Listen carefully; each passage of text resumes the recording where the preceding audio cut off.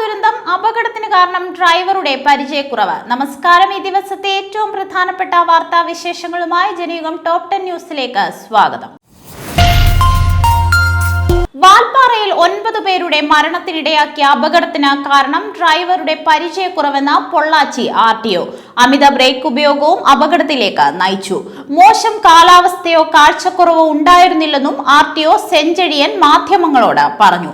Malappuram പാങ്ങ് Pallipparamba government LP സ്കൂളിൽ നിന്നുള്ള സംഘം യാത്ര ചെയ്ത വാനാണ് നിയന്ത്രണം വിട്ട വാൽപ്പാറ പൊള്ളാച്ചി ചുരം റോഡിൽ 300 അടി താഴ്ചയിലേക്ക് മറിഞ്ഞ 7 സ്ത്രീകളും ഒരു കുട്ടിയും ഉൾപ്പെടെ 9 പേർ മരിച്ചത്. 4 പേർക്ക് പരിക്കേറ്റു. 3 പേരുടെ നില ഗുരുതരമായി തുടരുകയാണ്. അഞ്ചരക്കണ്ടി ഡെന്റൽ കോളേജിലെ വിദ്യാർത്ഥി നിതിൻ രാജിന്റെ മരണത്തിൽ ആത്മഹത്യാ പ്രേരണാ കുറ്റം ചുമത്തി പോലീസ് കേസെടുത്തതിനെ തുടർന്ന് ഒളിവിൽ പോയ അധ്യാപകർ കേരളം വിട്ടെന്ന് പോലീസ്. അധ്യാപകനും ഓറൽ പതോളജി ആൻഡ് മൈക്രോബയോളജി വിഭാഗം മേധാവിയായിരുന്ന ഡോക്ടർ MK റാം ആന്ധ്രയിലാണെന്ന് പോലീസിന് വിവരം ലഭിച്ചതായി റിപ്പോർട്ടുകൾ പറയുന്നു. പ്രതി ചേർക്കപ്പെട്ട അധ്യാപിക ഡോക്ടർ സംഗീത നമ്പ്യാരും കേരളത്തിലില്ലെന്ന് പോലീസ് കണ്ടെത്തി. സംസ്ഥാനത്ത് ശസ്ത്രക്രിയകൾക്ക് പുതിയ മാർഗരേഖ ആരോഗ്യ വകുപ്പ് പുറപ്പെടുവിച്ചു. രോഗികൾക്ക് ശസ്ത്രക്രിയ വിവരങ്ങൾ അടങ്ങിയ റിസ്റ്റ് ബാൻഡ് ധരിച്ചിരിക്കണം. ശസ്ത്രക്രിയ നടത്തേണ്ട ശരീരഭാഗം മുൻകൂട്ടി അടയാളപ്പെടുത്തണം. ഓപ്പറേഷൻ തിയേറ്ററിൽ ആരും മൊബൈൽ ഫോൺ ഉപയോഗിക്കരുത് തുടങ്ങിയ നിർദ്ദേശങ്ങൾ മാർഗരേഖയിൽ ഉൾപ്പെടുന്നു. ശസ്ത്രക്രിയയ്ക്ക് മുൻപ് വൈറ്റ് ബോർഡിൽ ശസ്ത്രക്രിയയ്ക്ക് ഉപയോഗിക്കുന്ന ഉപകരണങ്ങളുടെ പേരും എണ്ണവും രേഖപ്പെടുത്തണം. ശസ്ത്രക്രിയയ്ക്ക് ശേഷം ഉപകരണങ്ങളുടെ എണ്ണം പരിശോധിച്ച് ചെക്ക് ലിസ്റ്റ് ബന്ധപ്പെട്ട മേധാവിക്ക് കൈമാറണമെന്നും നിർദ്ദേശിക്കുന്നു.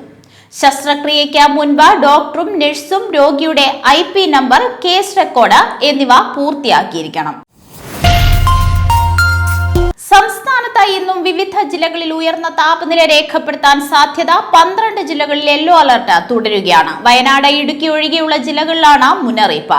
പാലക്കാട് താപനില 40 ഡിഗ്രിയിലേക്ക് എത്താനാണ് സാധ്യത. കേന്ദ്രീകരിച്ച് ഉയർന്ന താപനില രേഖപ്പെടുത്താൻ സാധ്യതയുണ്ടെന്നും മുന്നറിയിപ്പുണ്ട്. മദ്യലഹരിയിൽ ഭക്ഷണം വിളമ്പുന്നതുമായി ബന്ധപ്പെട്ട തർക്കത്തെ തുടർന്ന് അനന്തരവന്റെ അടിയേറ്റ് അമ്മാവൻ മരിച്ചു. വടകരപ്പതി ഒഴലപ്പതി കുപ്പാണ്ട കൗണ്ടന്നൂരിൽ സെന്തിൽകുമാറാണ് മരിച്ചത്. ഇന്നലെ രാത്രി 8 മണിയോടെയാണ് സംഭവത്തിൽ സെന്തിൽകുമാറിന്റെ സഹോദരിയുടെ മകൻ പ്രഭാകരനെ കൊഴിഞ്ഞാമ്പാറ പോലീസ് കസ്റ്റഡിയിലെടുത്തു. സ്വർണ്ണവില കേരളത്തിൽ വീണ്ടും താഴ്ന്നു. ഹോർമൂസ് കടലിടുക്കിൽ ഇറാനും US-ഉം തമ്മിൽ വീണ്ടും പോര് കലുഷിതമായതോടെ എണ്ണവില മുന്നേറ്റം തുടങ്ങി. US ഡോളർ ഇൻഡെക്സ് കരുത്താർജിച്ചു. ഇതാണ് സ്വർണ്ണവിലയെ വീഴ്ത്തിയത്. രാജ്യാന്തര സ്വർണ്ണവില ഔൺസിന് $60 താഴ്ന്ന് $4737 വരെ എത്തിയതിനാൽ കേരളത്തിലും വില കുറയുകയായിരുന്നു. ഗ്രാമിന് 45 രൂപ കുറഞ്ഞ 14,235 രൂപയാണ് രാവിലത്തെ വില. പവൻ വില 360 രൂപ താഴ്ന്ന് 1,13,880 രൂപയായി. അട്ടപ്പാടിയിൽ വയോധികനെ യുവതി കല്ലുകൊണ്ട് തലക്കിടിച്ചു കൊന്നു. 60 വയസ്സുള്ള കാളിയപ്പനാണ് കൊല്ലപ്പെട്ടത്. ബന്ധുവായ ചിത്രയാണ് കാളിയപ്പനെ ആക്രമിച്ചത്. ദാസനൂർ ആദിവാസി ഉന്നതിയിലാണ് സംഭവം. ഇവർ തമ്മിൽ മദ്യപിച്ചുണ്ടായ തർക്കമാണ് കൊലപാതകത്തിൽ കലാശിച്ചതെന്നാണ് പോലീസ് പറയുന്നത്. ചിത്രയെ പോലീസ് അറസ്റ്റ് ചെയ്തു. പശ്ചിമേഷ്യൻ സംഘർഷത്തെ തുടർന്ന് ഹോർമൂസ് കടലിടുക്കിലെ ഗതാഗതം തടസ്സപ്പെട്ടതോടെ കപ്പലുകൾ കൂട്ടത്തോടെ വിഴിഞ്ഞം അന്താരാഷ്ട്ര തുറമുഖത്തേക്ക് എത്തുന്നു. 100ഓളം കൂറ്റൻ മദർഷിപ്പുകൾ ബർത്ത് ലഭിക്കാനായി കാത്തുനിൽക്കുന്ന സാഹചര്യത്തിൽ തുറമുഖത്തിന്റെ 2ാം ഘട്ട വികസനം അടിയന്തരമായി പൂർത്തിയാക്കാൻ സർക്കാർ നടപടി തുടങ്ങി. ഇറാൻ സർക്കാരിന് വേണ്ടി ആയുധ ഇടപാടുകൾ നടത്തിയെന്നാരോപിച്ച് അമേരിക്കയിലെ സ്ഥിരം താമസക്കാരായ ഇറാനിയൻ വംശജയെ അറസ്റ്റ് ചെയ്തു. ശനിയാഴ്ച രാത്രി ലോസ് ഏഞ്ചൽസ് അന്താരാഷ്ട്ര വിമാനത്താവളത്തിൽ വെച്ചാണ് ഇവരെ അറസ്റ്റ് ചെയ്തത്.